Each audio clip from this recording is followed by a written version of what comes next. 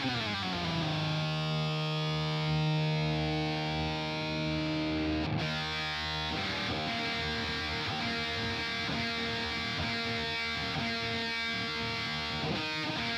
listening to Mount Hermeneutics, where three Marines give their perspective on God, faith, and spirituality with a heavy lean on the divine council worldview.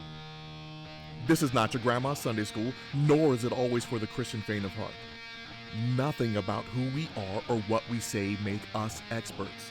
But you better believe we'll have a take, and perhaps it won't suck. Brian, no means no. That was the second time I made Moses bleed. So Matt's wrong. 100%. Yeah, so here we are.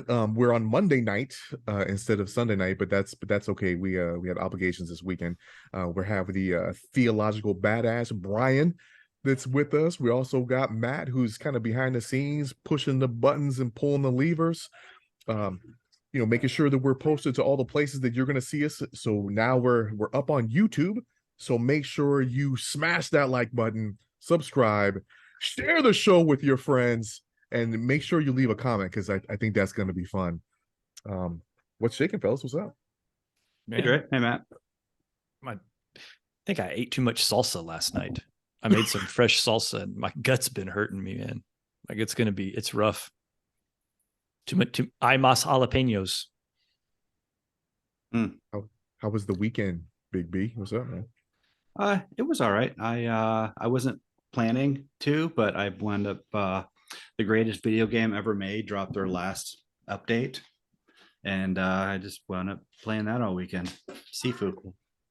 Greatest video game ever made. That's a greatest video game ever made. That's a hot take. I don't know. Yeah. Are you going to leave us in suspense, or are you going to tell us what it is? It's Sifu. I just said. You ever heard of it? All right. It's no kung fu game.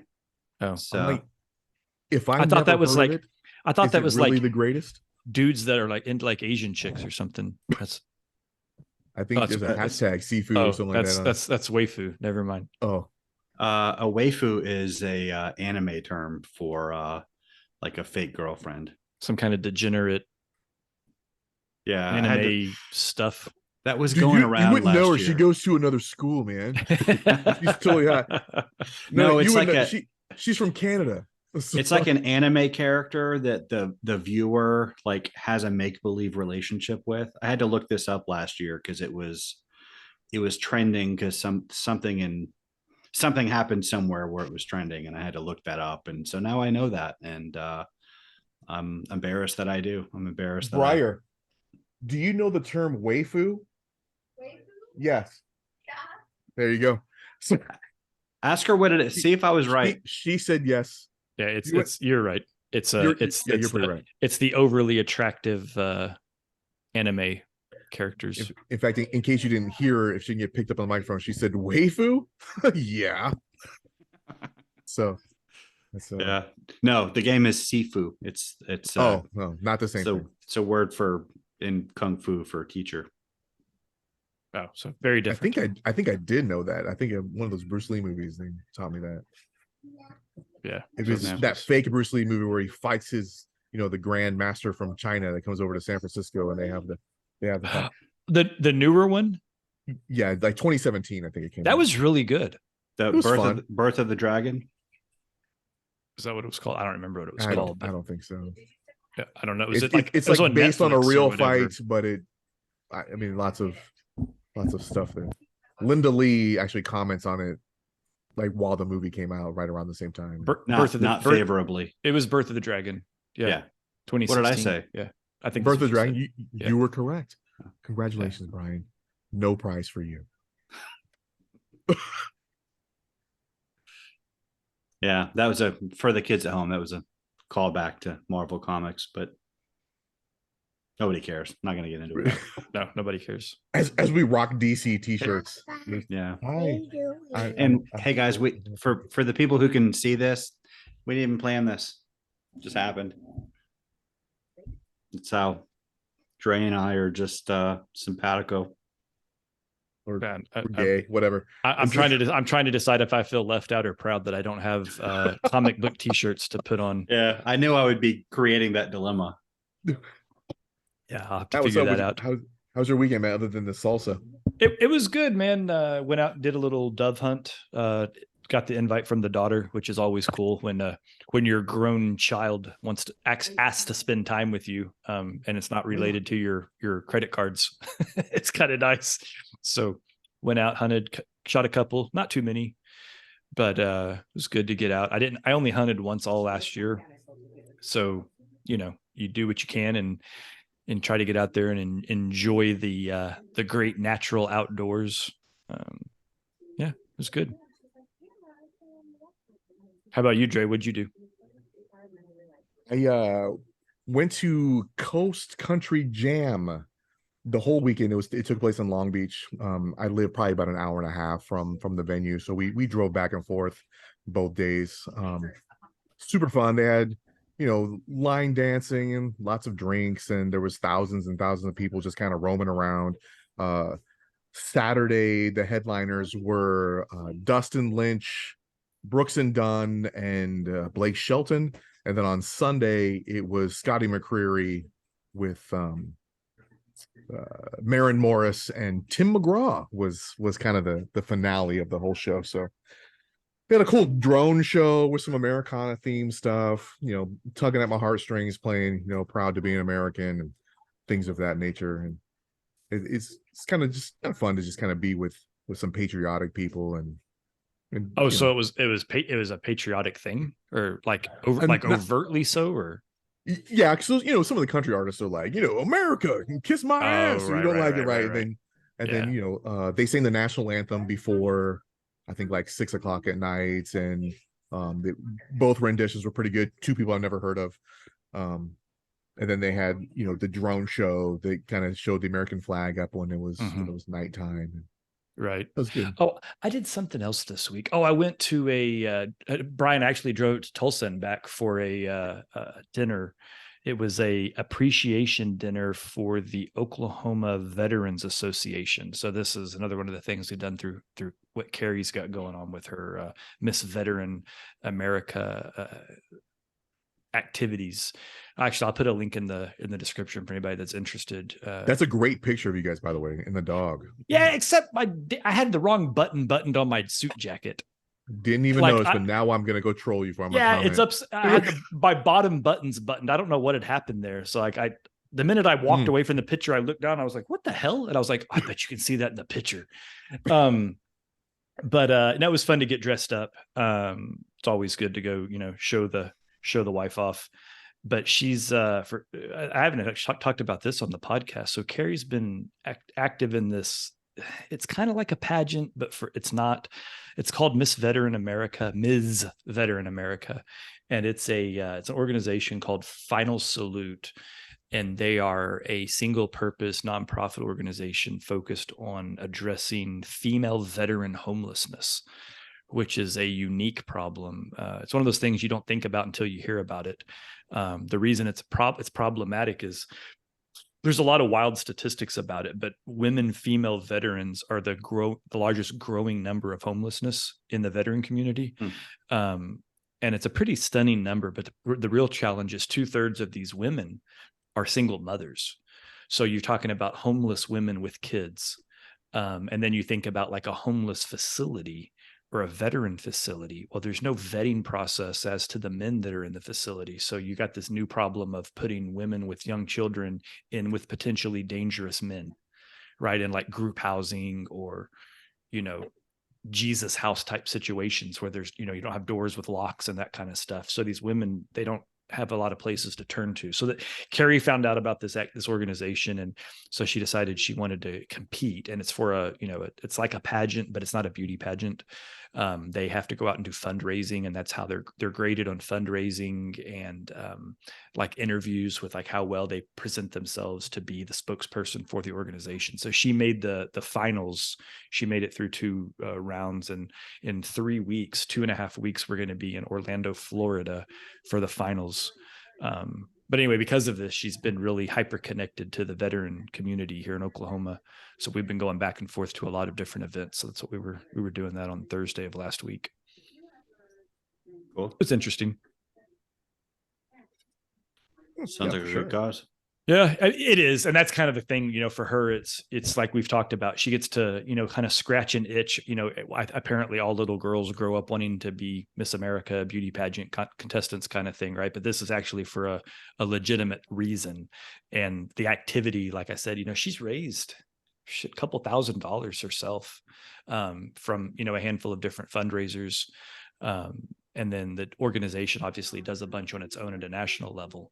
And then the winner goes around for the year and represents the org and kind of does speaking events and whatnot. So let's make sure we leave that link too, so people know I'll throw that link in the bottom. If anybody, last minute donations would obviously be awesome.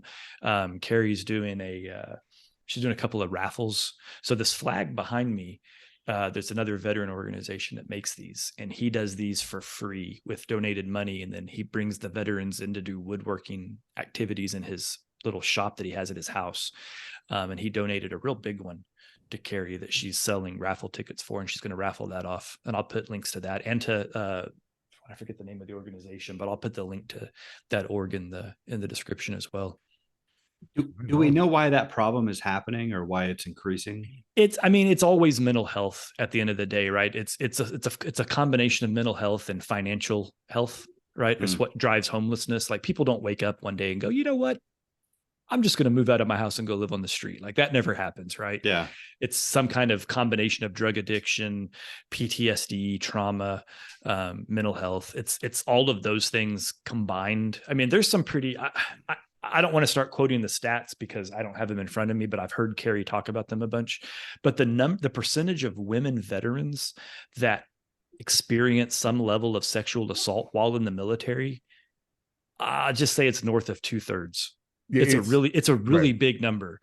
And, you get into, well, what does that actually mean? Does that mean you were being like catcalled or you were like raped? And it's the gamut of that, right? It's the continuum of sexual assault.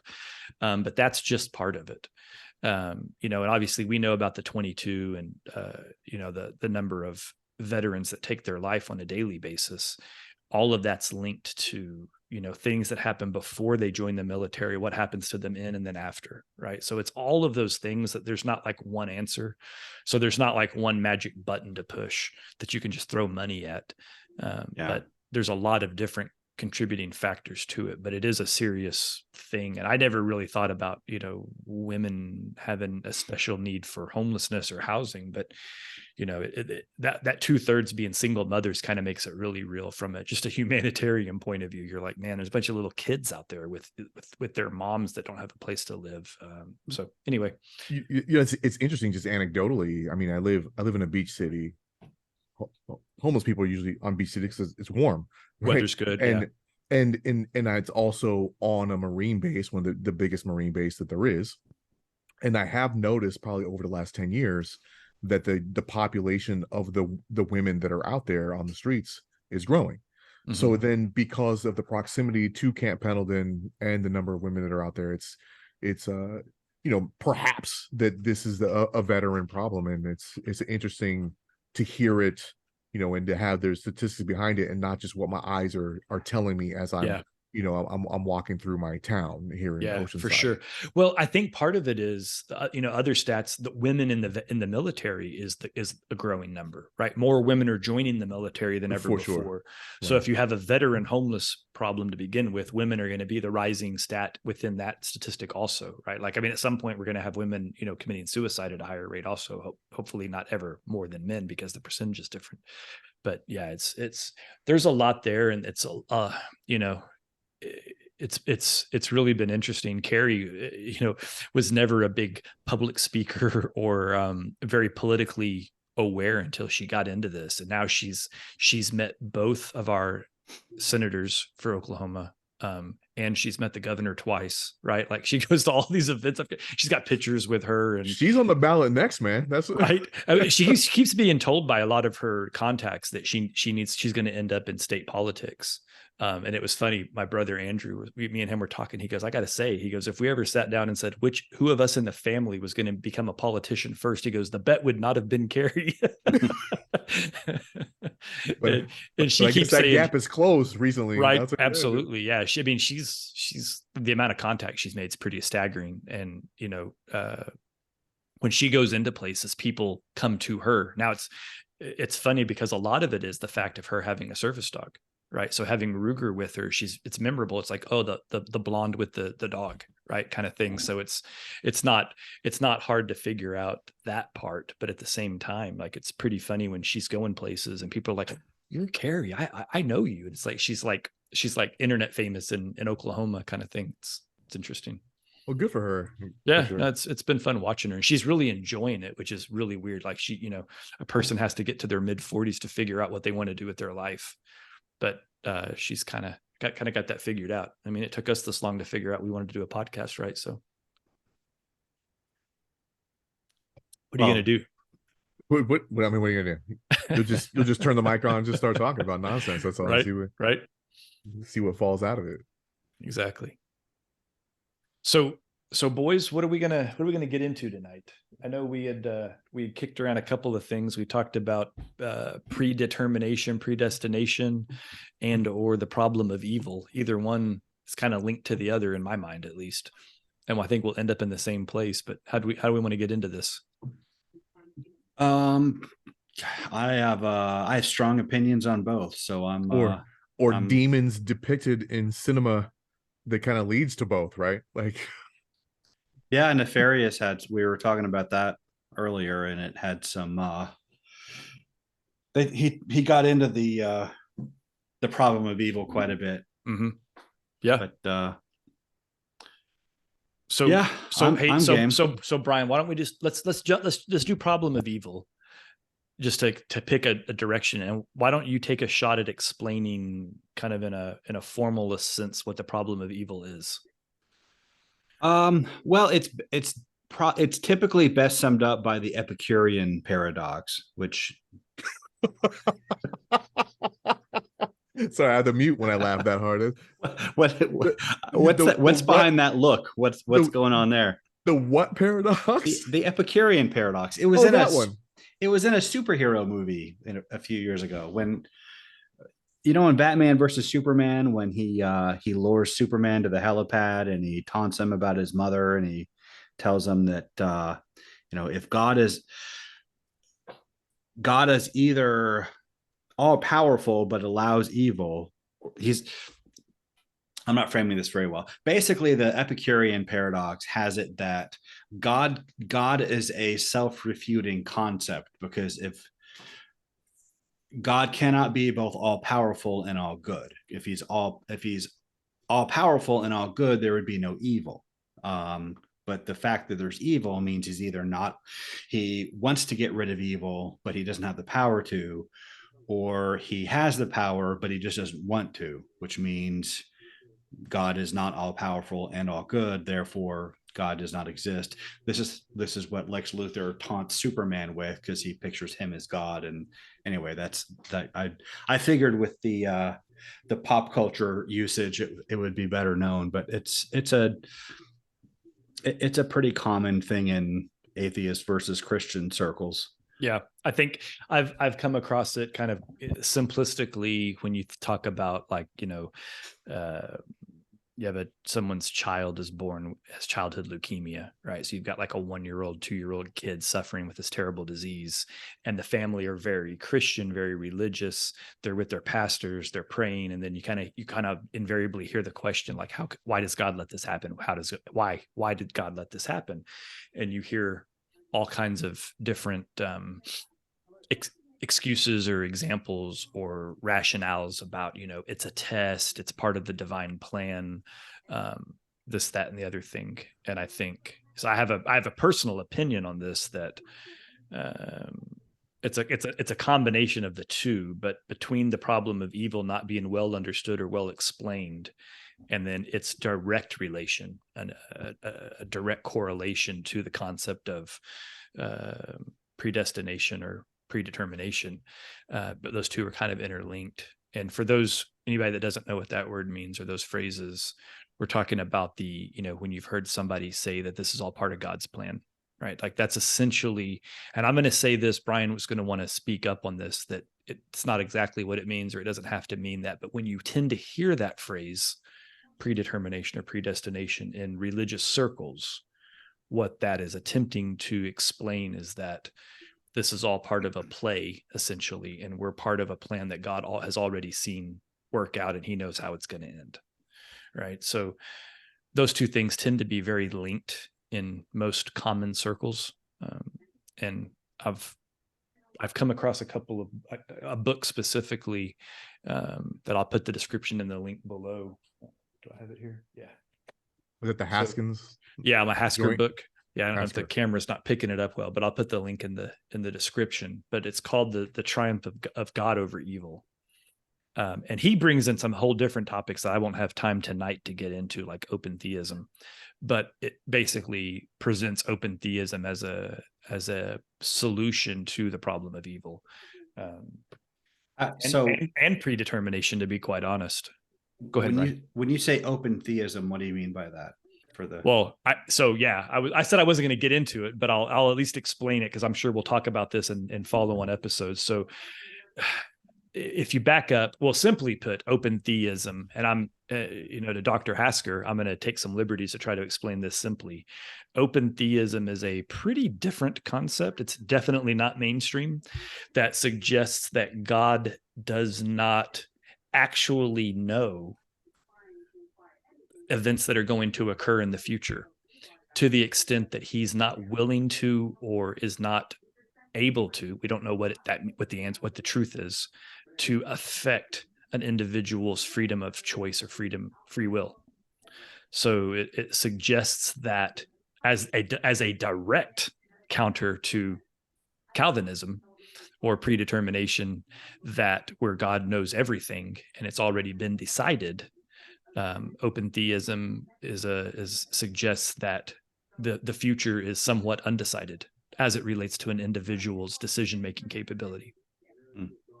So that's kind of the broad strokes, and obviously there's a lot more to it than that. Yeah, it even branches off into like open futurism, and like I don't know what the other one is. I think it's modal or something of that nature, but it has to do with Aristotle's truth. If the logic of, if there's truth, then there's false, and there's no other. And I think Aristotle actually, when he talks about the future, he let both concepts go, which is kind of an odd thing for him. He's like, the future is neither true nor false. It just is. It is when it gets there. When you get there, you'll cross that bridge when you're at it. So that's less an idea about that's less a directly theological idea and more of an idea about time, whether it's they're kind of linked though, right? They're linked in its philosophical more than. But once you grab both of those and then start backing it with some scripture, and I don't know what they are off the top of my head, and then start talking about the concept of God, now it is theological. So is there, just to kind of help me direct, so I'm not just rambling incoherently with no objective in mind, is there a particular reason you guys wanted to talk about the problem of evil, or is it just I think it's so I'll tell you, my personal take is, I'm of the opinion that the misunderstanding of the problem of evil, coupled with, I'm just going to say Calvinism, and if to any of my Calvinist friends or family out there, I apologize for how this is going to come across. But I'm of the absolute belief that the combination of a misunderstanding of the problem of evil and a misapplication of Calvinism is the main reason that people leave faith, specifically Christianity. I'm on a very same plane, and I think it gives fuel / ammunition to people, for people to lean toward atheism. Yeah. I think that by saying there is no God, then you can kind of distribute the responsibility of all the stuff that's evil. And I think that that's probably one of the main components that led the world to embrace something such as communism, which is pure atheism, right? So yeah, I think that's I'm with Matt. I think that's the number one reason why people turn away from religion, That and and Santa Claus. also make fun of you by saying, oh, so you have this all powerful, what we call him, Sky Daddy, Sky Daddy, yeah. that you do, that does these things, but yet he won't do this, that, or the next thing, is pretty evil. So your so-called lovable Sky Daddy is actually the evil thing. Right. Or you see the comment of, what's the other one? It's like, let me get this right. So he created sin and then told you that if you do that thing, he's going to put you in a lake of fire for eternity. Like, nice. And he also nice he job. also knew you were going to do it. And he knows you're going to do it. So like, what's the point? Like these are all the real common kind of throwaway, top level atheist / agnostic / anti-religion, anti-Christian kind of tropes that you hear on a regular basis. And I think for me, I didn't really have a strong, I hadn't fully formed this perspective that I have today, right? Like something always bothered me and I didn't know what it was. And I hadn't given it a ton of thought, but I did think about it. And, you know people here and there that have walked away from religion. One of my best childhood friends from like grade school and through high school was one of my most religious friends. And then he went to college and got too smart for God and walked away. And I haven't talked to him about it in any detail, but Alex, previously known as Sung, if this makes its way to your ears, I'd love to have this conversation with you, or like if you get a chance to listen to this one, I'd be curious what your thoughts are. But my instincts are that it was the problem of evil specifically, because I know he was going through a couple of philosophy classes and whatnot when we last had talked before he kind of went off into this different pathing. But it seems to be pretty consistent. Anybody that I talk to, especially those that grew up in the church, that walk away from it, this is where they're stuck at. And I got to say personally, if I had, and I'm so thankful that I never had to, if I had to experience any kind of real trauma with relation to my children, childhood disease, childhood death, any of those kinds of things. And if I was in pain, reaching out, asking for help, and I had some pastor say, well, this is all part of God's plan and you're being tested, like that dude would have got catch these hands.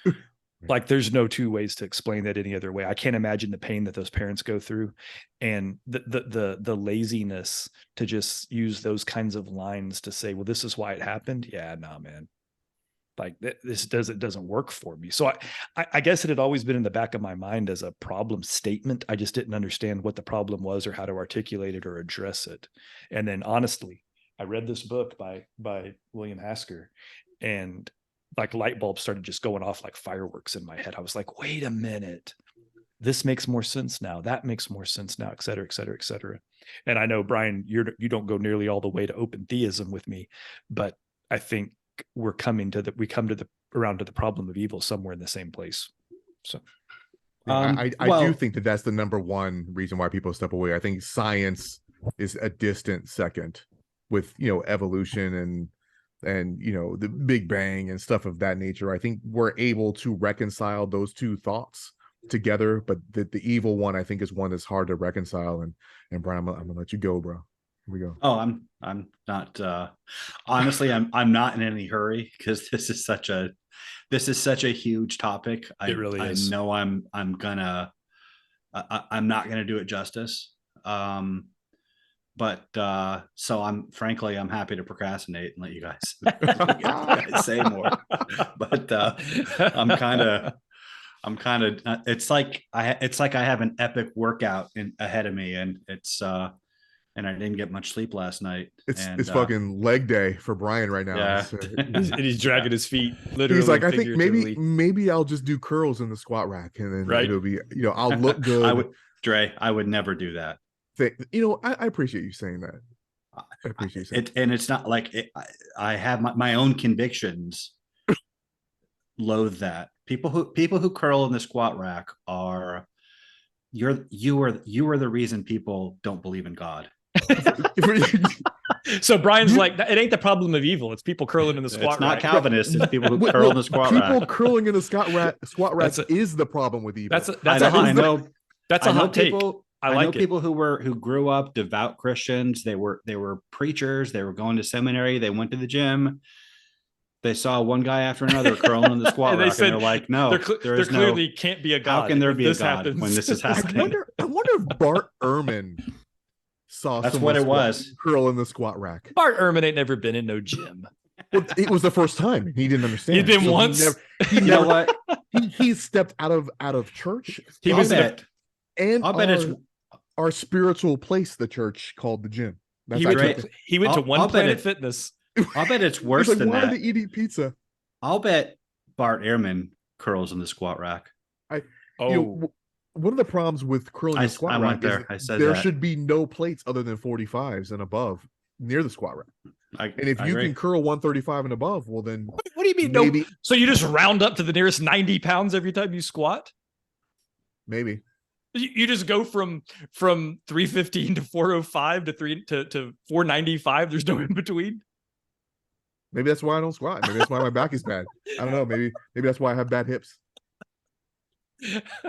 Okay, Ronnie Coleman. Right. So, but no, I mean, Brian, I think you might be onto something there with Ehrman. I mean, although I'd pay money to see video of him in a gym, to be honest, like that would be good. Yeah, I guess there's no delaying this any longer. No, there's not. I guess we got to get into it. You got to take a stand. All right. Well, I think that the problem of evil, it carries a lot of emotional impact. And that actually is Bart Ehrman's stated reason for rejecting Christianity. So it's a pretty common thing. I don't blame Calvinists per se. I'm no fan of Calvinism. I loathe Calvinism. But violence today. But like it carries immense emotional impact. But it's logically it's easily resolved. It's just that the logical resolution doesn't meet the emotional. It's not emotionally satisfying. If you'd experienced tragedy and you're angry at God or angry at the concept of God or rejecting God, hearing the logical explanation for it doesn't make it hurt any less. It doesn't take the pain away. Mm-hmm. And so the problem of evil endures for that reason. But also, I think it does come from I think it's helped greatly by a very shallow understanding of Christianity. And it's what do you mean when you say that? Well, I mean a lot of things, and I'm trying to think of what the most parsimonious way to explain this. The most what? Ladies and gentlemen, here's our editor-in-chief, Brian Irvin. Parsimonious, simply the simplest way. Okay. The most the having the least. We'll just say the simplest way to explain it. Although the more simple it is, the less mileage it will get. But first of all, it's a very pagan frame. The Epicurean paradox, this idea that if God is all powerful, he can't be all good. If he's all good, he can't be all powerful because evil exists. It's a very pagan way of framing it. It frames it as a question of power, as if. And I have a blog where I explain about this. We talked about it last week. It's that one you especially hate, but it's I don't especially hate it. It's just it's especially tiring. That's all. Yeah. In pagan religion, there's a recurring trope of the storm god doing battle with the chaos dragon, and he slays the chaos dragon with his storm weapon, and then he fashions the earth from its carcass. And so evil is pictured as this great monster that has to be that you can only be defeated through heroic struggle and great risk and sacrifice by a superhuman hero. In the Bible, though, the serpent is the evil is not a huge menacing dragon. he's a pest. He slithers into the garden and seduces. He doesn't threaten physically until he's given power, and then he becomes the great dragon. And it's not a question of power, as if God can't fight the dragon and destroy it with ease. The answer is free will. The answer is that we are the evil that gives the big chaos dragon, the serpent, his power. If God does away with evil, that means doing away with us. Well, or doing away with our ability to have free will, which is the same thing. It means because what makes us unique is our free will and our ability to choose to follow or not follow his commands. Right. Yeah. By nature of what God is creating in humanity, he either destroy one way or another. He destroys us by doing away with evil. He either just wipes us out like he did in the flood, or he makes us less than human. He reduces us to automata and animals, which is its own destruction. Mm-hmm. And then we're no longer in his image. Exactly. Yeah. Right. Yeah. The whole concept of being different is why we're not like monkeys or dogs or ants or whatever else, right? All of the other living organisms on Earth, they don't have free will in the way that we do. In fact, you could say that our free will has been compromised in the fact that we are, in our fallen state, we're slaves to our instincts and appetites, and that's why we're fallen humanity is often compared to animals in the Bible. We've talked before about how the whole point is to make us fully human, to elevate us from our animal nature. And Dre looks like he wants to say something. Well, yeah, so how do predeterminists? I mean, we have to solve the problem of evil. How do they solve the problem of free will? I'm going to get into that. How do they reconcile that we do have free will, but everything's destined to be at the same time? How that, to me, that it's so incompatible that it can't work. The short answer is middle knowledge, or what's known as Molinism, which is I've heard of that before. Right, I have too, and I've never gotten that deep in that. What is that? Basically, like, because God is all knowing, and this is actually a rejection of open theism. Because God knows everything, he has what's called middle knowledge. Like, it's not knowledge of what is or of what absolutely will be. He knows what would be given the circumstances. He knows every choice you'll make when the circumstances are brought before you. But also, I want to give time to this, but I want to do it justice. But I think I kind of want to circle back to my point about how that all of this arises from a very shallow view of Christianity. I think that's exploring that, I think, would be far more profit, because anybody can just look up what middle knowledge is. And I think it's a satisfying way to reconcile predestination and free will. I reject that, but yeah, I don't think any of our listeners are tuning in to be given homework to go look things up later. Well, no, I don't reject the concept of people being able to look it up. I reject the concept that answers the question satisfactory. As we get into it, I think your mind might change, and I plan to get into it. But I think a more important point. So you're saying that you subscribe to this? Personally. I do subscribe to this. Okay. Yes. I'm saying Brian's claiming middle knowledge of whether or not you will be satisfied by his explanation. Huh. Right. No, I don't claim to know, but I think that it's possible that you'll be. That's what middle knowledge is, right? I would not. Right. Middle knowledge on the part of God is that he knows absolutely what you will choose in any given circumstances. And I think absolutely is the part that I. Okay. So it's not that I quibble with. So it's not a choose your own adventure book.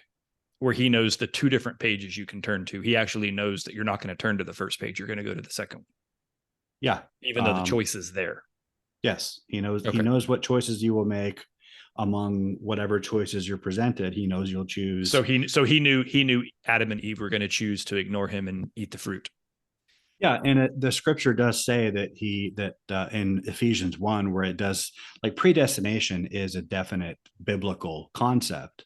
Mm-hmm. The word, the Greek is pro orizo, which is pro, which means before, and orizo, which is the word we get horizon from. It's like any kind of line of demarcation. Mm-hmm. So he knows before it happens, or he not just knows, he determines it before it happens.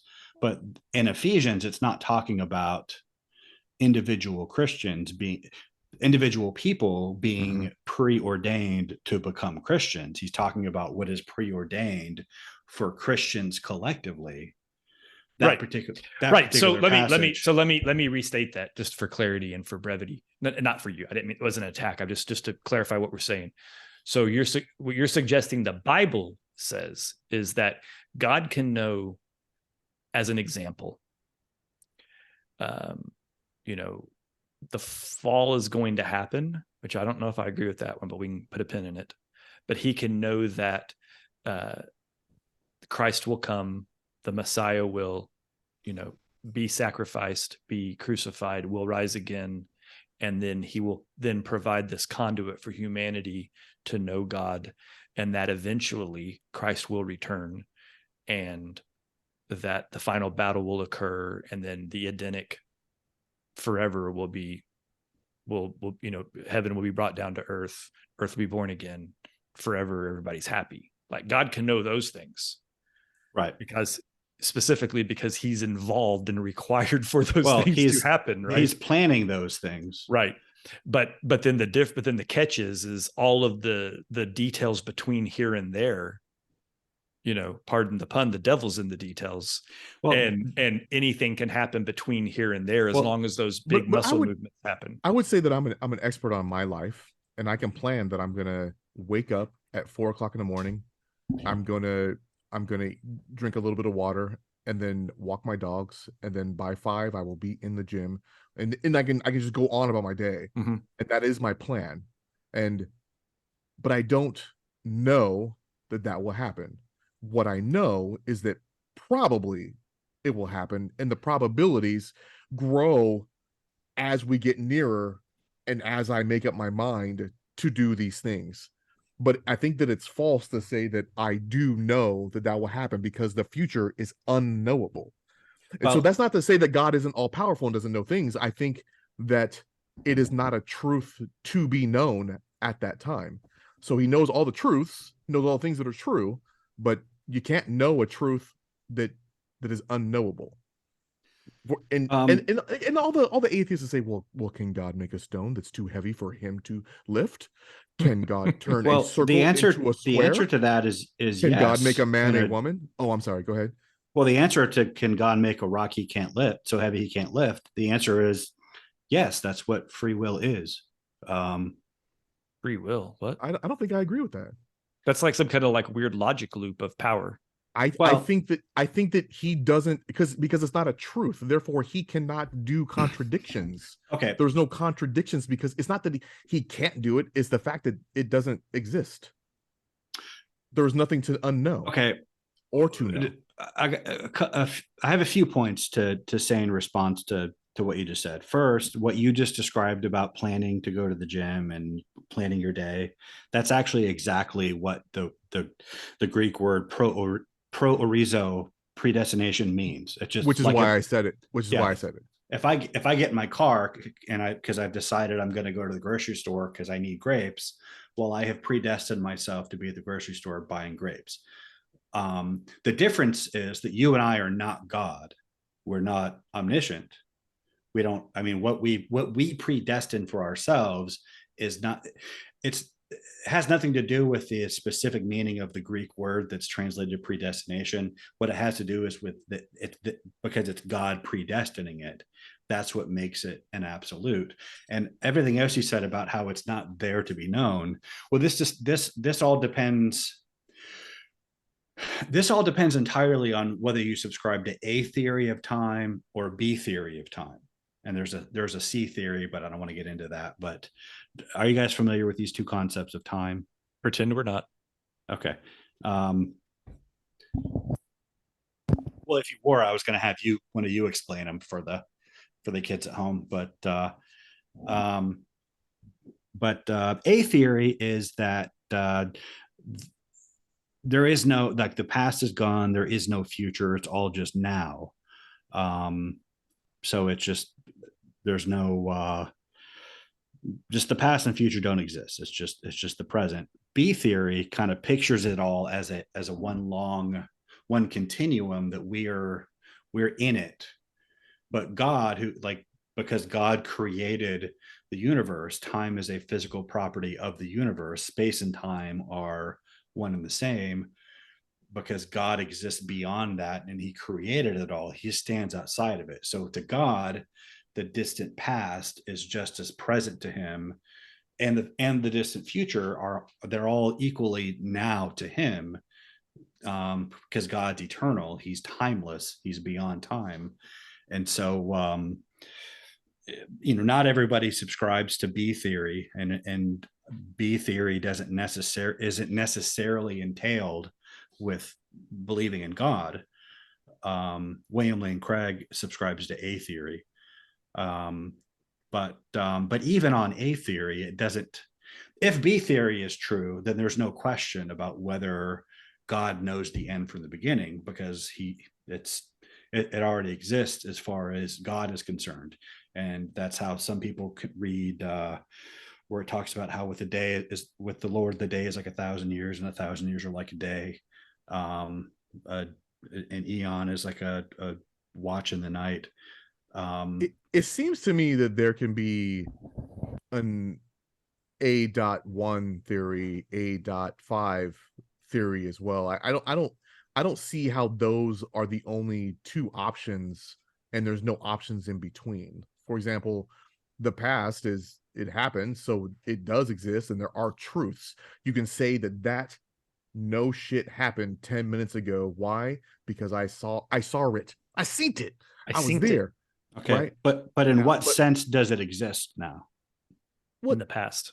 But there's a truth about it. That's what truth is, what exists. It is not true. Well, you have the effects. That I will do this podcast for the rest of the hour. I can plan to, I can want to, I could have a stroke, I could get up, my family could have an emergency. The outside factors can come into this thing. So you're saying that the past is a fixed point? Yes. But outside of your memory and outside of the effects that it left behind. Now, I happen to subscribe to B theory because I think it's the most consistent with. Hey, Brian, I think you inverted them. I just did a quick look. I'm for what it's worth, I'm looking at Wikipedia. It says B theory is tenseless, meaning there's no past, present, or future. And A series is when you have future, past, and present.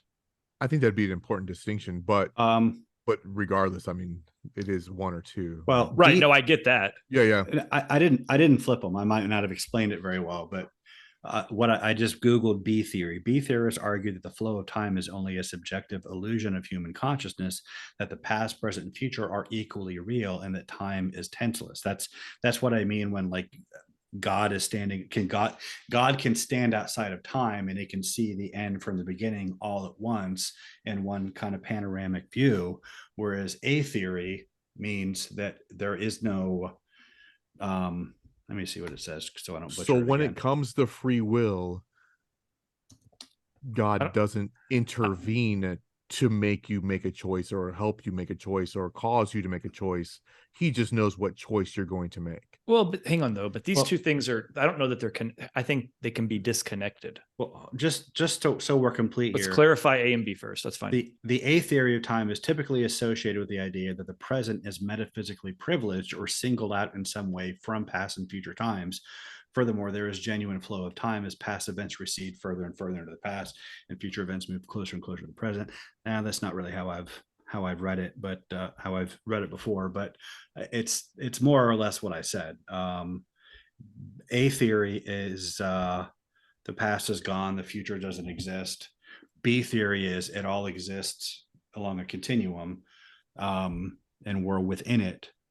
But yeah, I guess my problem is I'm not clearly understanding the distinction between the two. But let's not turn this into a Big Bang Theory, Sheldon Cooper breakdown of space-time travel.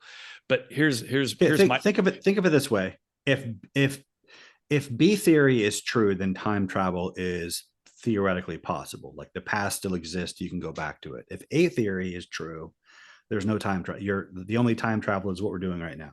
Well, then I'm a B theory guy based on that requirement alone, irrespective of what that means for anything else. It makes for better. I'm pro time travel.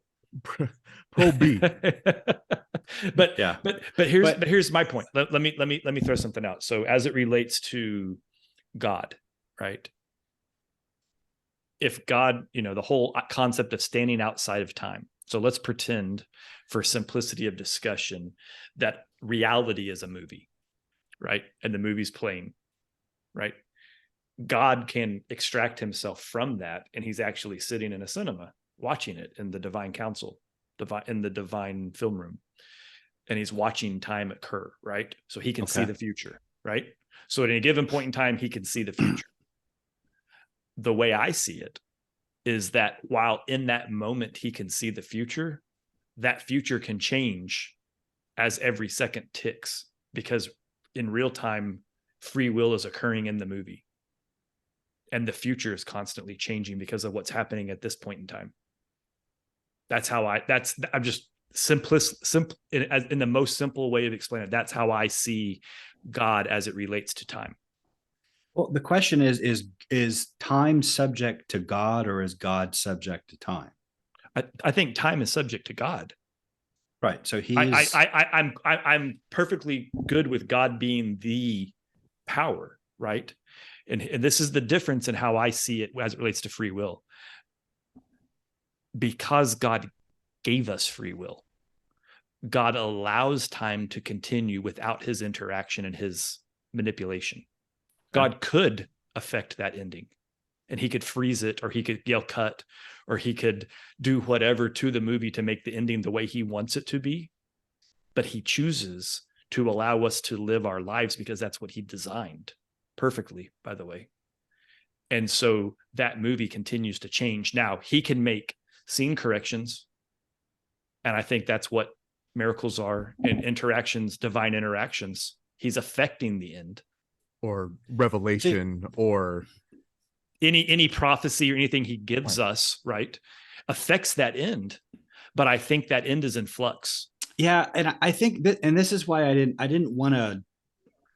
I think there are more foundational, fundamental things to discuss before this, because I don't claim to understand time.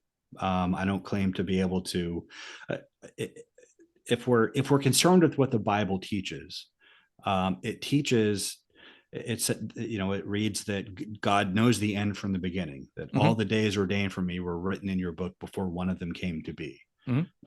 So God, I think the Bible precludes open theism. I don't, and I think it's a matter of how I'm interpreting it, right? So back to my point, when I say let me clarify. Okay. When I say the end of the movie, right, what I'm suggesting is end times, right?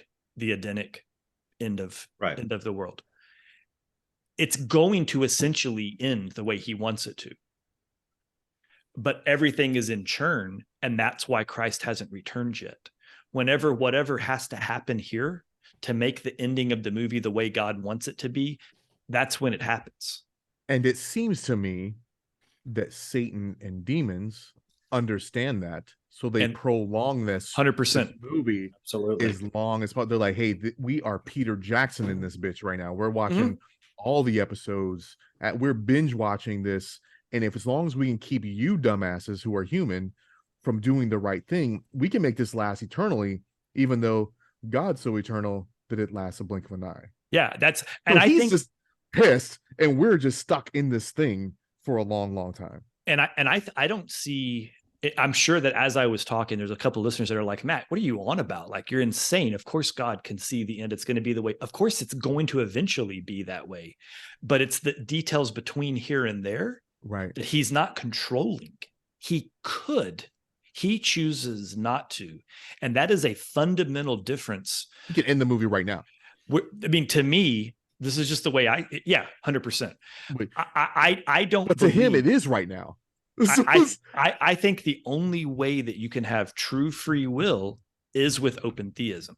That's the way I see it. Now, maybe I could be proven wrong, and I could be convinced that there's other versions of some alternative to open theism that still allows for full and true spiritual libertarianism. I just don't see it.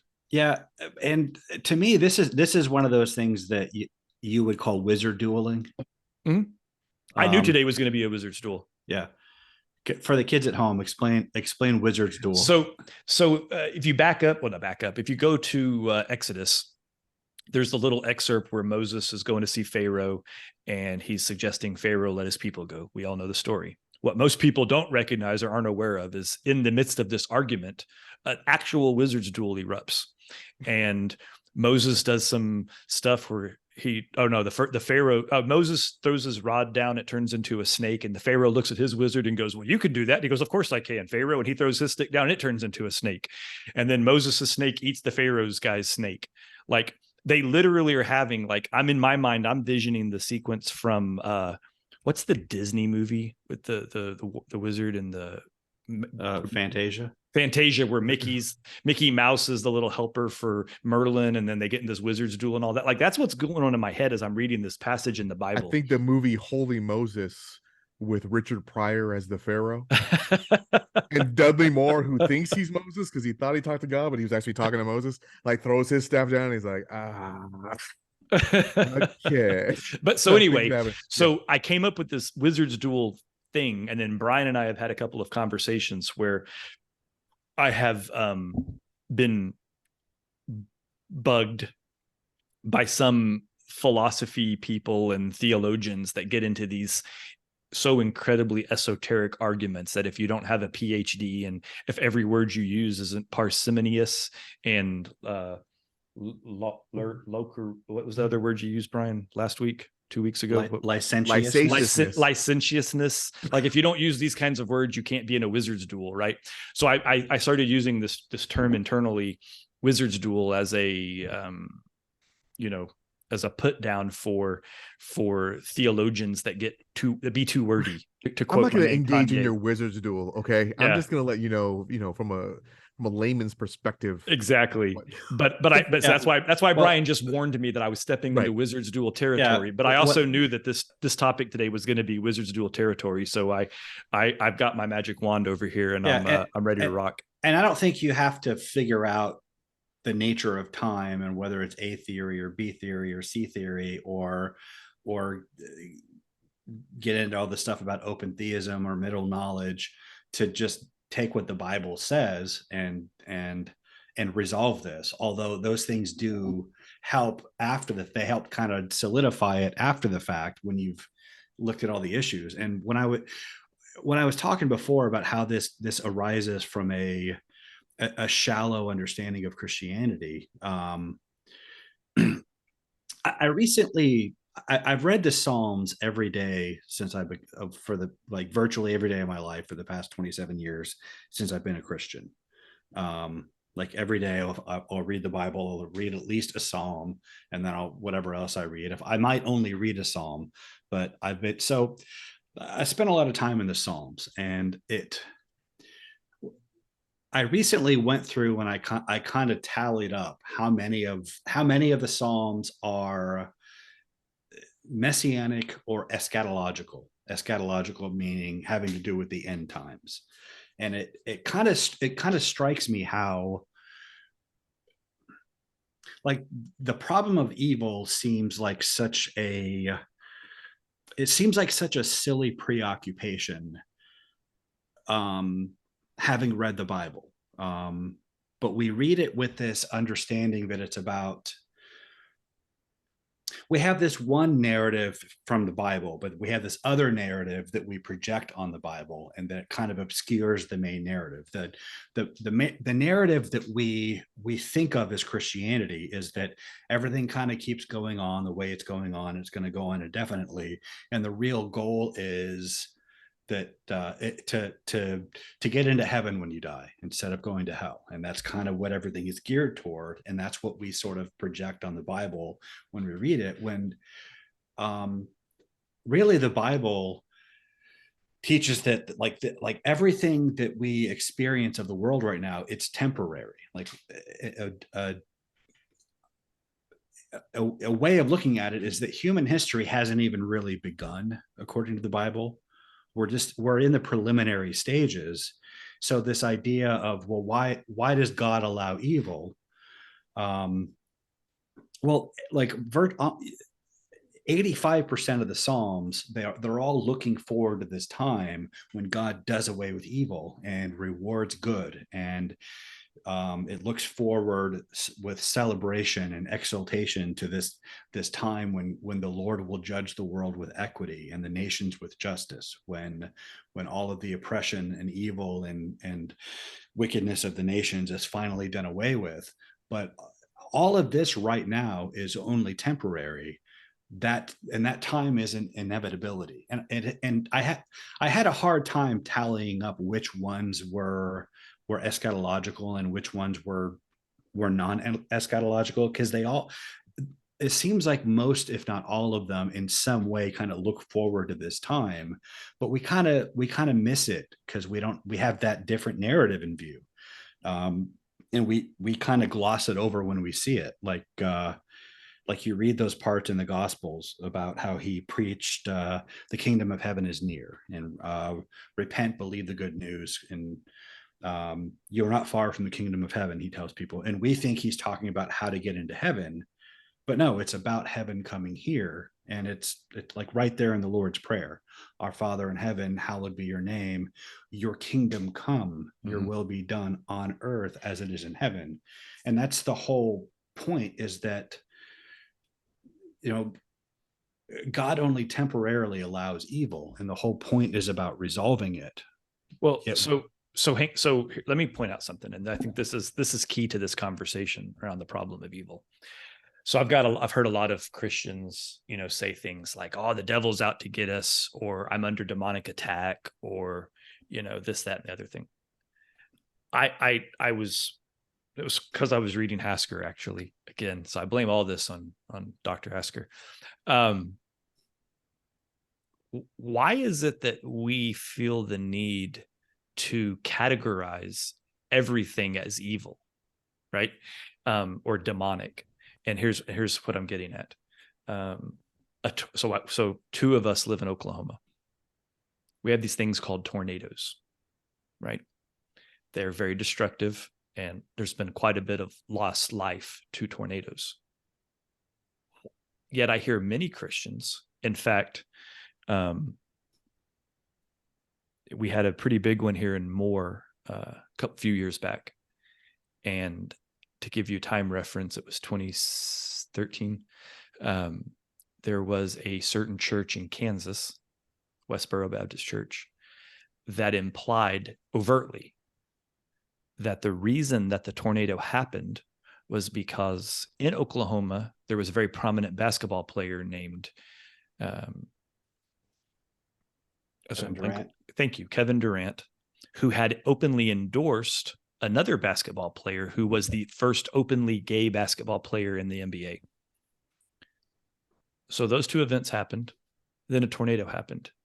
The fine folks at Westboro Baptist Church declared that this was God's judgment on the people of Oklahoma to punish Kevin Durant for endorsing a gay man. Like, It's a hot take. it's a hot take, and it's also asinine and stupid at the highest order, right? Like, We have the same why? thing with wildfires and earthquakes Yeah, here. right, right. I've heard. Yeah, Uh, but and I guess it's because we've always used this term of an act of God to describe natural disasters. But like, come on, guys. Yeah, Tornadoes, meteorological occurrences are not active behaviors on the hand of God. Like, no, they're active behaviors on the hand of us because we use fossil fuels. Because there were never tornadoes and earthquakes before, right? I mean, the simple answer is, or the simple way to look at this from a logical point of view is tornadoes occur in this area. There's this area of America called Tornado Alley because tornadoes always happen there. And it has to do with things like jet streams and meteorological disturbances that happen on a regular basis in the same parts of the planet. Oh, not because God particularly hates the people that live in Tornado Alley. Like, it just doesn't make any sense. I mean, well, unless God roped off Tornado Alley and for the Indians, and he's mad at all the white people for taking all the Indian land, he's trying to blow them out. He roped off, and then we chose to live there anyway. So the warning is, I send a tornado, and you guys didn't listen. and you just keep living there anyway. But then explain to me. So then then we have to take the leap of, then why is it that God only sends tornadoes in the spring and the fall, never in the summer or the winter? Because more it's the spring, hell. More the spring than the fall. It's like, guys, come on. Like, meteorological occurrences are meteorological occurrences. Could God ordain or cause one to occur? Certainly the flood. But he also said, I'm not going to do that again. And to think that a hurricane happens or an earthquake happens or a wildfire happens because of God, like, most wildfires happen because of man throwing a cigarette butt out of a window into brush that hasn't been dethatched or hasn't been, there's a whole bunch of reasons why wildfires happen. Or a few unhoused in LA that, they try unhoused. To keep warm, and next thing you know, a lot of people are unhoused. Right. Yeah, like the concept that everything bad that happens is directly divinely inspired isn't, first of all, insane. It's actually pagan divination. Well, I was going to say it's intellectually lazy, in my opinion, right? And I've used this term for a while. It's lazy Christianity, right? When people sit back and go, "Oh, I don't have to do X, Y, Z because God's always going to take care of me." No, like, there's an old joke. And I know you two have heard it, but I'm going to tell it for the listeners, about this guy he's in New Orleans and there's a hurricane coming, and the city comes out and warns everybody weeks ahead of time that there's a hurricane coming. And a lot of his friends and neighbors, they leave town, and they're like, "Aren't you going to leave town?" He's like, "Nah, I'm not leaving. God's going to take care of me." And they're like, "Well, we're out, dude." Well, now the storm's rolling in, and the sirens are going off and the winds are picking up and people are boarding up windows and they're leaving. And now they're actually all making a run for it. And he's staying in his house, and they say, "Aren't you going to leave town?" He says, "No, God's going to take care of me." And as the storm progresses, the streets are flooding. Now the guy in a big jacked up 4x4 is driving through the road. He's like, "Hey, buddy, come on." He's like, "Nope, God's got me." So the truck drives off. Storm gets worse. Now there's a bass boat going down the road because the waters have raised so much. "Hey, buddy, you want to ride?" "Nope, God's going to take care of me." Well, now the dude's up on his roof. A Coast Guard cutter comes down the street with its big radio system, and they're trying to get the guy on the boat, and he waves them off. The boat goes off. Now the guy's on the peak of his roof with water coming up to his knees, and he's about to be blown off the house, and a helicopter comes down and lowers a rope, and they're trying to get him on the rope, and he waves them off. Well, spoiler alert, the guy dies. The guy goes to heaven. He sees God, and he says, "God, you said you would never forsake me. Why did you let me die?" And God's like, "Bro, I sent you a bass boat, a Coast Guard cutter, a helicopter. Like, what do you want?" So the point of the joke is that there's a line that has to be crossed where we have to take agency for ourselves. We have to actually do what's in our best interest. We can't rely on God. We should trust in God, but we have to, take we're here for a reason, and we exist back to free will. And I can't be convinced that the way that we're intended to exist is with godly intentions and godly intent, but acting in, the best interest of what it is that we need to do, ultimately in the glory of the kingdom of heaven. But you can't glorify the kingdom of heaven if you're dead. Right. Like Rule number one, don't get dead. Yeah. Like Right. there's a certain, that's why they tell you in an airplane's having an emergency, the first thing to do is, if you're traveling with young children, to put the mask on yourself first, so you can actually be coherent to take care of your kids. You can't help your kids if you pass out from hypoxia. Right. Like, I do think that we have, I mean, just going with we're in his image. I mean, being a parent kind of feels exactly like that, right? You raise a child, you give them paths, you can predestine that they'll at least be able to afford college because I put some money into this account. Or you do all the things that can get them to where you want them to be, but ultimately they're the ones making their decision. They're the ones that make the decision on everything that they do in their life. Of course, you have input, you have ability to steer what may drive them, and I kind of feel, even though it's not the same scale as God, it kind of, you get that feeling like, okay, so I just like I want my children to do things, I should probably do something in service to that. And that's not to say that your children worship you, but they are kind of steered by you. You are kind of their light until they're ready to kind of do things on their own. But you can guess also, based on their personality, a problem or something arises that comes up, you probably know what they're going to do because you spent their entire life observing them. I mean, I could probably tell you, based on what's inside my refrigerator right now, that if I left the house and my wife made dinner for herself, I could probably lay out exactly what it is that she ate. Not because it's predestined, but because I know what's available, what the options are, and what she'll probably choose. Which kind of goes back to Brian's B theory of time, where I'm clearly not God, but I'm pretty good. I would take my assessment of my family's pattern of life over probably anybody else's other than them. To your earlier point, we humans are God's preferred way of acting in the world. That's actually foundational. That's the fact that we're made in God's image and we're made to rule over creation. And we're fallen, of course, but the church is how God would prefer to, through redeemed humans in whom the Spirit of God dwells, is how God wants to act in the world. And this is kind of this idea that, the tornado destroyed my house, that must be because God is mad at me. Like I said, that's a very pagan way of looking at it. That a pagan worldview sees nature as these personified autonomous forces who are acting with agency and with intention toward humans, as opposed to the biblical worldview, which puts humans above nature. Of course, you can't control what whether a tornado hits here or there, but if you look at the property damage and death tolls of natural disasters in the developed world versus the third world, obviously you'd rather go through that in the developed world, which is, we haven't perfected it. Of course, we're still vulnerable to certain things, but we can, the fact that those differences in numbers speaks to our ability to harness and control nature to a degree. And that's what we've been able to do as fallen humans, and considering also the previously incurable diseases that we've cured, all the medical advancements that have made things that would have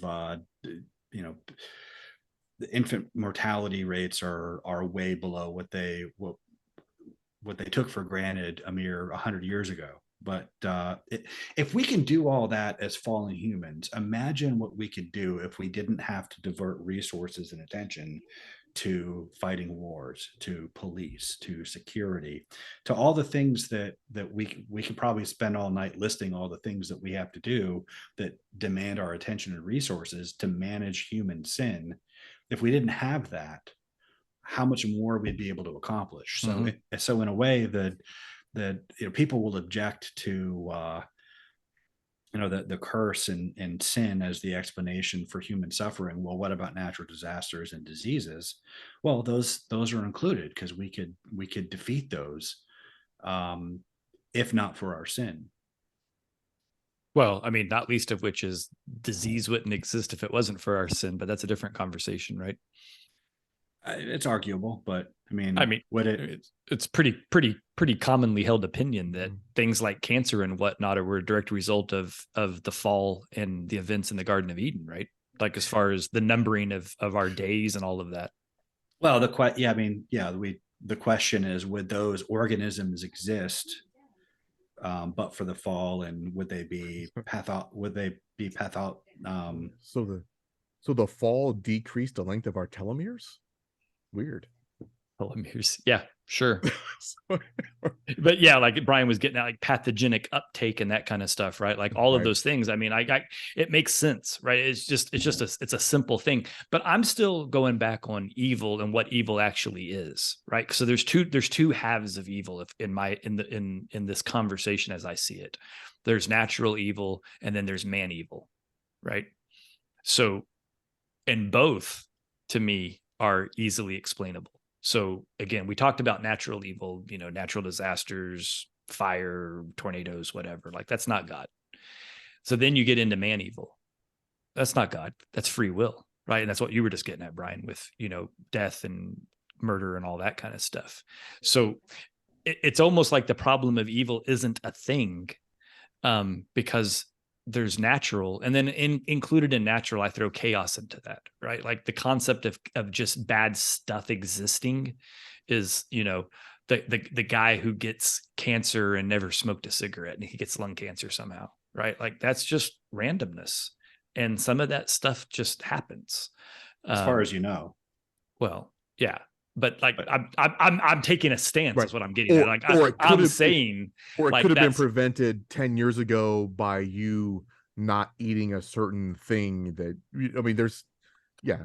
Right. But I hear people say things like, chaotic. So like we're talking about this weekend, right? So Saturday morning, I get up at, ungodly 05:30 for a civilian on a Saturday, right? So I can go hunting, and I walk outside and my truck doesn't start. And I'm like, bruh, it's 5:57 in the morning and my truck just click, right? Yeah, so you're pretty much like, pissed off God. Exactly, right? Like, I don't, so there's, I know people that would go, oh man, devil's out to get me. I'm under demonic attack. My truck won't start. What? No. How about my battery's 2 years old and I don't commute to work because I'm home officed, and my alternator doesn't run enough to cycle the cells in my battery to keep it charged. I don't put it on a tinder. And so my battery sucks. And I bought a cheap battery, right? Because like I said, I don't drive a lot. So, my daughter drove, we jumped in her car, and she drove us to where we were meeting our other friends to hunt. And then we threw our gear in their truck and rode with them, and we went and hunted. And guess what? Nobody died. Like, it wasn't like Final Destination, and I was like, bending the laws of physics to go around something that happened. My battery was just dead. Stuff just happens. People get a flat tire on the way to the office. That's not the devil. That's Manuel didn't close his toolbox and a nail bounced out of it and was laying in the middle of the road. Right? Like, stuff happens. I would say that's a semi-pagan way of looking at the world. Like, the devil made my battery. Like, I don't rule out otherworldly forces. Obviously the divine council worldview is a major facet of our discussions here. So those beings do exist. But we're not like these little inanimate chess pieces on a board that they're moving around. The whole point of of human existence, the whole point of God creating us in his image, is for us to have agency. And there's a we think of ourselves as subject to these larger forces, and that's somewhat true, but the whole point of the entire enterprise of human history is for us to create that meaning, to impose that meaning on the world. And that in the Bible, God tells us this is the meaning to impose on the world. And if we have faith, if we trust him, that's the meaning we impose. But it's not, it is very much subject to us, not us subject to it. Well, and that's, I the other thought I had was, when I hear all these people always saying it's the devil, the devil, the devil, the devil.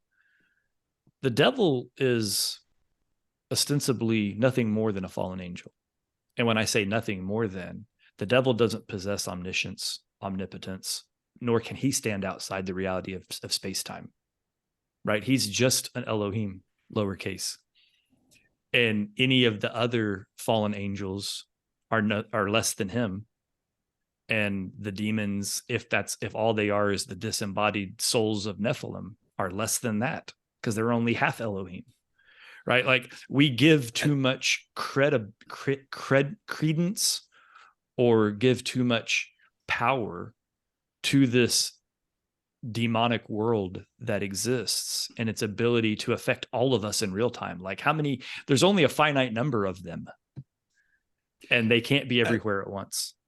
Well, I have no idea how spiritual beings interact in space and time, or what their relative knowledge or abilities are. But I do know that, the choice of whether to be subject to them is given to us. That too. And I think by presenting them too much power in our minds and in our development, we also subtract from our own, where we give them too much divinity and don't give ourselves enough. And next thing you know, here we are, not in the image of God, and abdicating authority and right. Control. Yeah. That's a big part of it, right? Is, it kind of reminds me of our talk a couple of weeks ago about Crowley and magic and the occult tradition that stretches back to Genesis 6. Like, it seems all,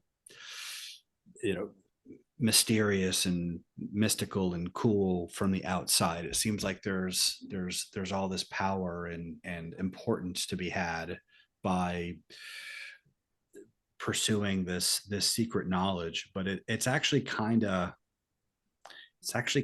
dumb. Like, when you look at the inner workings and how it relates to the biblical narrative, and like it all boils down to the entire point of all of it is to influence our choices. That's all they care about. If they can get us to trust them and think we're getting these important secrets from ascended spiritual masters who are going to lead us to enlightenment. Well, if you look at what they offer them, it's just warmed over Hinduism. But it kind of goes back to your point about not giving them too much power. It's not to deny their existence, not to. Oh, of course not. Right. Well, like, it's, you guys remember the moral panic of the 80s, where about satanic ritual abuse and Dungeons and Dragons and all that. Yeah. And I remember all these Christian parents who saw demons behind every bush, and wouldn't let their kids watch cartoons after school. And so I've got a stepbrother who wasn't allowed to watch He-Man or the Smurfs because somehow they were both demonic. I mean, one's anti-Semitic, but I mean, what? Smart. Wait, Gargamel. Just okay. Yeah, I had Osriel the cat. I remember in the third grade, I invited a kid home, a friend of mine from school, to come over and play with Transformers and watch cartoons or whatever. And he's like, "Well, what kind of cartoons do you watch?" I'm like, "I don't know, just the whatever's on, the usual stuff." I mean, Thundercats. Don't you watch Jim? Gem and the Holograms, It- Barbie and the Rockers. well, that I watched Thundercats was a deal breaker because that's Ooh, that's Mumra. and he's like, yo, isn't there a character that worships the ancient spirits of evil? I'm like, yeah, but he's the bad he's guy. the bad guy. Yeah, I mean, we, it's We, like we kick his ass every like week. that's the guy not to emulate. But like in a way, it's my point of that is that in a way they were right. Like those influences are there, Sure. but in another way, like they give them all this mystique and power by acting afraid of them. Like it's like the more you know about like Aleister Crowley, like the more you see this influence in pop culture, and the stupider you realize that it is, and the less power it has. Like it's Well, it's kind of like every time when you're a kid and you watch a horror movie, the lead up to seeing the monster was always worse than seeing the monster. yeah. The minute you can see it, you're like, all right, that ain't, I mean, it's okay, sure. But but it was when it was the creepy music and the scratching and who's there? What is that? That's always much scarier than the actual presentation of the big bad guy. Yeah. And like, the Wizard of Oz is real. He is a real wizard, but he is really ridiculous when you look behind the curtain. And what they're calling magic is Is that kind of like Master Blaster from Beyond Thunderdome? kind of like that, except And really, he's just a child. Don't hurt him. And you didn't really realize, what you were fighting there. Yeah, but it's like magic and witchcraft has this reputation that's its power is in the secrecy and illusion. Like they have it, like witches have this reputation of flying around in broomsticks and Right. casting spells and communing with spirits, which these things are metaphorical for things that for real things. There is real magic, but it's the same magic that like PR and advertising professionals do in controlling you with language. That's really all it is. This idea of like language being the medium of consciousness and transforming consciousness through certain turns of phrases and manipulating people's behaviors. That's real magic, and it works, but it's not as mysterious and powerful as the frightened fundamentalist Christian parents in the 80s thought. Mm-hmm. Like the more you know about it, the less power it has to over society and over you. But it goes back to, they're kind of accepting the hype from the wizards on and the pagans and the other religions on what these religions do. And it ties into what we were talking about, how we have this pagan idea of the tornado that destroys your house. God's mad at you because we think of nature as having agency and being over us, and it stems from a superficial view of Christianity. But sure, there's more we could say about it, but well, I mean, I'm pretty sure that really we're just living in a big WWE script.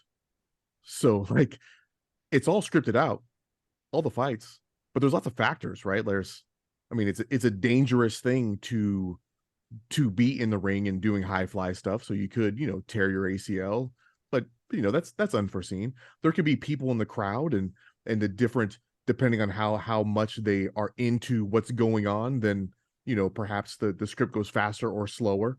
And so a lot of unforeseen things. Or there's free will inside the ring where somebody just might be like, I'm not gonna go on script. I'm just gonna pin you now, or I'm gonna take a fall, and whoever wins. So that pretty much makes what Vince McMahon God and JR the Holy Spirit. Is that what we've decided? I honestly don't know if you're That's if I mean, you're that's spinning an elaborate metaphor, or if you're joking. That's predestination. It's The script is written, he's but there's things that happen within the ring or the arena or within contracts and things that are unforeseen that they kind of derail the plan, and then the plan's got to go get back on track somehow. And the script next week on USA, and you can catch brother, because I think maybe the Hulkster was the son. so I mean, going back to talking about time and the outcome, I think that's an interesting analogy, right? It's like, if you're talking about, we know how it's going to end, right? For those that don't know, spoiler alert, professional wrestling is scripted and fake. Oh shit, you guys are in Oklahoma, my bad. But the reality is that there's a lot of things that have to happen from the minute the guys walk out and the music plays until the bells rung, right? And so you think about it, Vince calls in the orders, hey, I want Undertaker to pin The Rock, and it needs to be about 20 minutes long. Like, that's pretty much what they have to work with. And whatever they do between here and there is how it has to be. Now, the reality is Taker could get knocked out by a chair shot unintentionally, and they have no choice but to do something different. But that doesn't mean it wasn't intended, right? Or it was intended. But I mean, it's not a terrible analogy or metaphor to it. It might be touching on sacrilegious, but I think it makes the point. That doesn't sit well with Vince me. McMahon I knew it wasn't going to sit well with you. I'm trying to decide if it's not just because I have a low opinion of wrestling. Well, I mean, shame on you, first of all. I know. Right? I know. Yeah. It's a guy that reads comic books has a low opinion of wrestling. Yeah. I mean, there's some there's some stuff going on there in comics. Why would comics be I mean, I know that comics are juvenile, but there's well, I don't want to get into my spiel on why comics are. That's to say that there's not things going on in wrestling. Right. There's a lot going on because they're real human beings, and they're flying off of things, and I'm not knocking people who like wrestling. They're doing things that should paralyze human beings, and somehow they're not hurting each other while they're fake fighting. And the guys that are pulling the punch are actually the ones getting hurt, which is fascinating in of itself. And even the storylines itself on creating a hero or a heel, right? A baby face or a heel, we're manipulating hordes of people based on things that people do in a time and space that has to do with pop culture. Very comic booky. Mm-hmm. Yeah. They take a lot of their cues from what's going on in the real world, and they play that into the show. It was Brian. Wow. So you made a comment before that you feel like you missed out on not being stationed at Fort Meade with Dre and I. You would have been very unhappy to know that a lot of our energy was spent watching professional wrestling. Maybe I would have gotten into it. You might have gotten into it. Maybe I'd be Monday nights in the barracks. Suck it. Fort Meade was a bunch of young Marines stacking boxes of beer, ready to watch professional wrestling in the TV lounge because it was fun. And we all watched it knowing, eyes wide open, we knew it was fake. What we were fascinated with was how they did it without killing each other. And then obviously, it was the height of what is known as the Attitude Era of professional wrestling, which was inarguably the best era of professional wrestling. And so there was a lot of cult of personality going on, a lot of admittedly a lot of TNA was involved with it. It was when that was at its highest. It was just a good time to be had by a bunch of 20-year-old Marines. The 90s were a wild ride. But to go on that also, we also watched the pay-per-view event when Owen Hart had a malfunction of his equipment and plummeted to his death. Yeah. A guy died on live television from an accident. And we were watching it together. And it's funny because we're like, oh man, that didn't look right. And then right. We're like, but then when we saw the reaction, I think it was Deborah that was in the ring, and she was like, or Terry Runnels, anyway, whoever the what they called, valets. Valet, yep. Like completely broke down. right, and you can see like that's not acting. She's Mhm. horrified right now, and there's danger going on. Yep. But yeah, that's, I mean, Owen Hart was supposed to, I think, win or Mhm. lose, He's supposed to win. he didn't, Yeah, he's we supposed, didn't get that was his big over, because he had right, never gotten over, and he was supposed to get over in right. that fight, and he died. So that's predestination for you. He Well, took a different angle due to unforeseen occurrences. I'm not saying this is necessarily your meaning. Maybe it is, and you'll correct me and if I'm not reading you this into it. But I think your metaphor could easily leave people with the idea that we're saying that God's plan for history is basically just theater, and we're playing roles that we're assigned. And I think that's the wrong impression. Um, But at the same time, I think that we do have roles, and we actively choose to play those or not. I think we actively choose to move in and out. We can be off script. The difference between us and the WWE is the WWE actually knows the script and they know what they're supposed to play. And there's where I took my shot at predestination, where it is all just theater until someone comes and jacks it up. It's like, is that the serpent? Did he come? And he's like, nah, I'm not gonna read script. But I think if you go pure Calvinist, the script did play out exactly the way it was supposed to. Well, it has to by Where definition, right? where I think my WWE reference was somewhere in the middle to kind of poke holes at both. And I think you're right. I think it's absurd to think that we are just cosmic puppets from this unseen realm, and God knowing exactly what the outcome is and just playing along like, hey, that's a condemned soul and I already know it, but I'm going to make him come into existence anyway and fuck him, condemn him. I think that's um, the wildest thing that I came across when I've done just a little bit of reading I've done on predetermination or predestination, is that the concept that that the decision on who will be saved and not saved has already happened. Like that's the wildest part of it for me.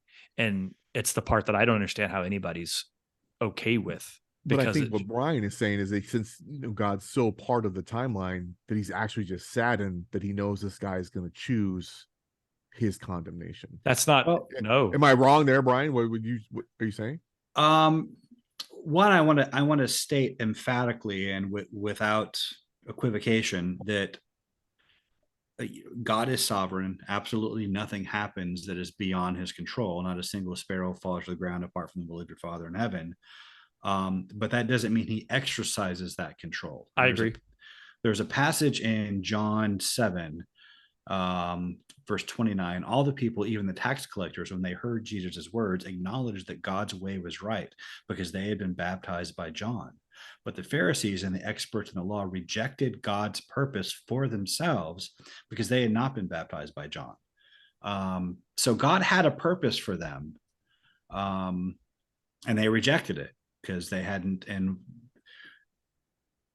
because they had been baptized by John, I think that's worth discussing what that means. Maybe in a future podcast. But the point is, God had a plan for them. Jesus said, Jerusalem, Jerusalem, you who stone the prophets and kill those sent to you, how often I have longed to gather your children together as a hen gathers her chicks under her wings, but you were not willing. Peter writes that God is willing that none should perish, but that all should be saved. And so God is absolutely sovereign. God does, and it, but he wants people to be saved who are not. And so the question I always ask the Calvinists is, well, how, why would, if God willed that to happen, why wouldn't it have happened if we don't have free will? And not all Calvinists reject the idea of free will. How do they believe the two can coexist?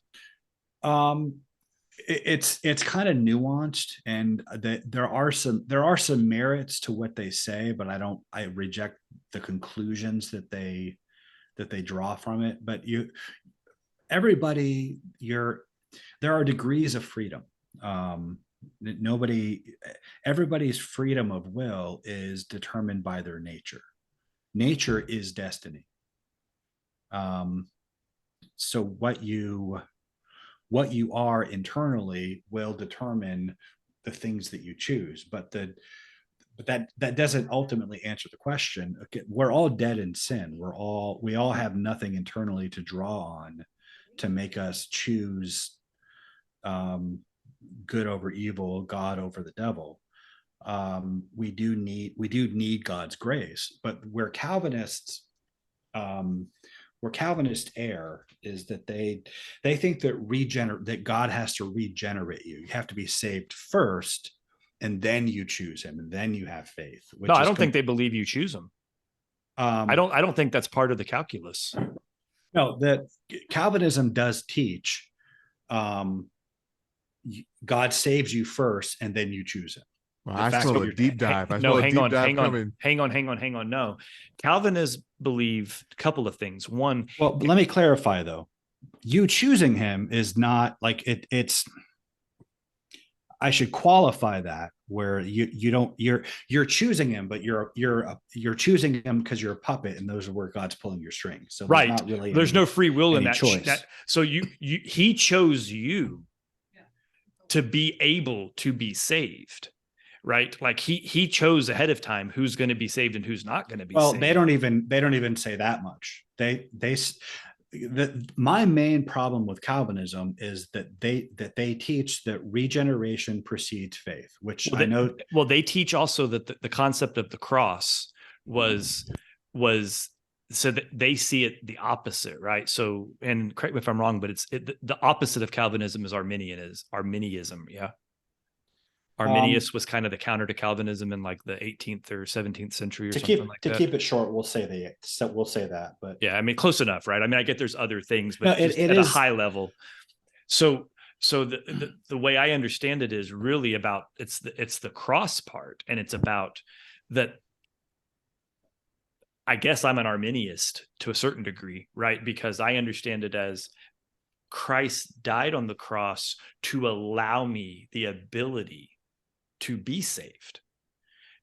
But Calvinists see it as the other way around, that I can't even word it properly because I have such a struggle with understanding how they see it. They say that the term is limited atonement. Of the 5 points of Calvinism, you're thinking that the acronym to sum up Calvinism is TULIP, which stands for total depravity, unconditional election, limited atonement, which is what you're talking about. Like Christ only died for the elect. Right. He didn't die for the unelect. Right. Then, which goes back to predetermination and the fact that you were pre-chosen ahead of time. And like, to me, like, that gets into the whole, the meat puppet concept of then everybody is like, what's the point of asking for forgiveness if you were already forgiven because you were pre-selected?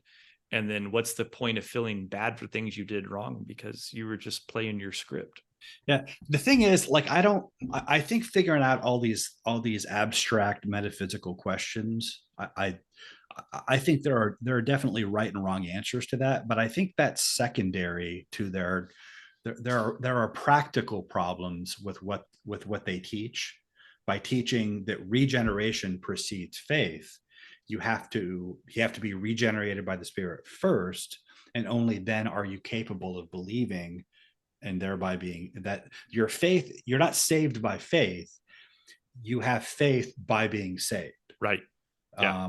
Which this is one of those things that it has the veneer of biblical sounding piety, but it's scriptural the way that the devil quotes scripture. I mean, the devil quoted scripture to Jesus in the wilderness. Yeah. But of the devil. I will just like NASA, right? Scientology. NASA's the devil. The and reason and, this is Hollywood. the practical ramifications of this, and you guys have heard me go on about this. Basically, like, no, I can't present the case to an unbeliever and lay out for them and show the evidence and the reason that Jesus rose from the dead, that God exists, that the Christian worldview it maps to reality in a way that they can see. That's futile. There's no that's not going to make any difference unless the Holy Spirit bypasses their reason and makes them believe. Now, I might find out that happened by my apologetic efforts, but I'm certainly not going to impart in them any saving faith. So it's really just an exercise that God lays out for me to do, but it's not. There's no stakes really. It's just a matter of it is kind of like, following a wrestling script. It's already been preordained that this is what's going to happen. There's no choice in the matter. Now, the Bible does use that language in certain places, but what the Bible doesn't say in those exact verses that Calvinists like to quote, is whether the preordainment had conditions. In Romans, Paul says that those God foreknew, he also predestined to be conformed to the image of his son. So according to Paul, there was something God foreknew about them by which he predestined this. And the consistent message that we get from the Bible is we're given choices, and there are stakes to those choices. The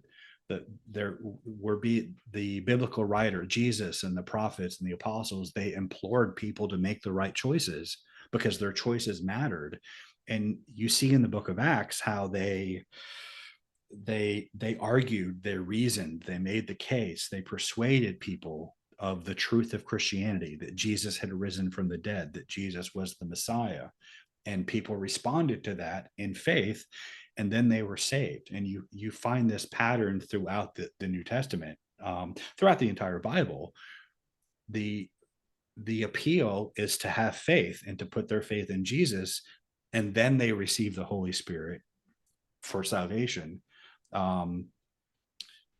Faith is the condition of regeneration, but they flip it. Faith is the condition of regeneration, and faith is the responsibility of the church to impart.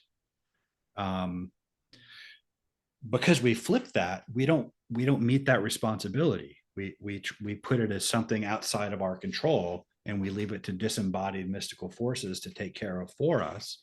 And so, that's a big reason the church is apostate and it's not growing. And we treat apologetics as something that's optional and secondary to, it's a good edifying hobby if you're into that kind of thing, but it's totally extraneous to the main function of the church. That's a problem. That's a big reason that people are leaving the church. It's not, the problem of evil, I think that's what they come up with after the fact, but really it's just they haven't been given good reasons to believe. Yeah.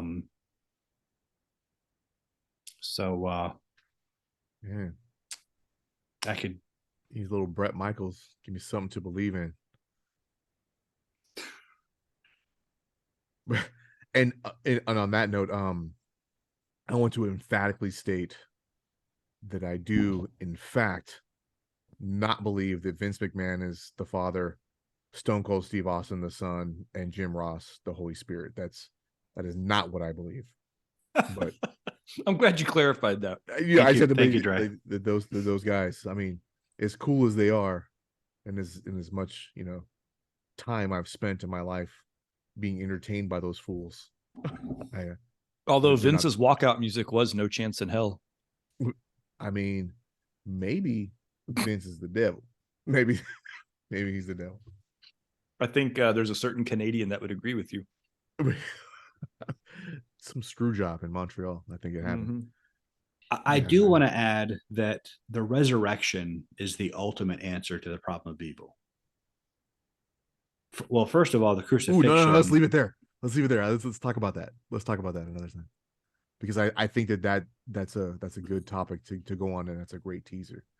All right. And I think that we'll have a link in the description of all of our socials where you'll be able to find us on X, artist formerly known as Twitter, YouTube now. So check out YouTube. We are going to be there, video, so you get to see what our ugly people. Well, I mean, ugly. I'm so. Anyway, yeah, where you can see us, and also, Instagram and Facebook. Check us out.